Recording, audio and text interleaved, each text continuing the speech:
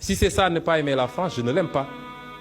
Et ce discours n'est pas dirigé contre le peuple français. Il ne s'agit pas d'échanger une domination contre une autre. La formule est d'Ousmane Sonko, des mots prononcés lors de l'annonce de sa candidature à la présidentielle de 2024. Un discours souverainiste pleinement assumé. Je vous propose de l'écouter. Son annonce ne fait que confirmer l'intention que lui prêtaient certains. L'opposant sénégalais Ousmane Sonko est candidat à l'élection présidentielle de 2024.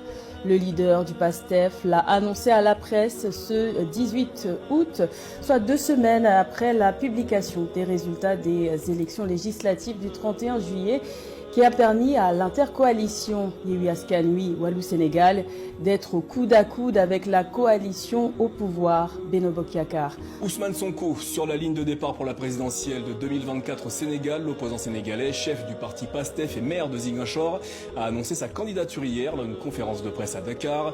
Celui qui s'était hissé à la 3e place lors du scrutin présidentiel en 2019 a livré un réquisitoire contre la France et a annoncé l'envoi de troupes pour soutenir les militaires maliens s'il était élu l'an prochain. Et je vous propose de l'écouter.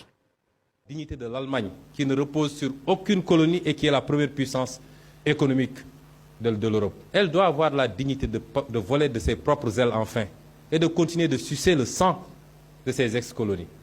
Si c'est ça, ne pas aimer la France, je ne l'aime pas. Et ce discours n'est pas dirigé contre le peuple français. Il est entendu, écouté, mais il est dit surtout par beaucoup d'acteurs politiques, d'intellectuels, d'universitaires en France. Et lors de cette même conférence de presse, Ousmane Sonko a tenu à apporter son soutien à Assimi Goïta, le dirigeant de facto du Mali voisin.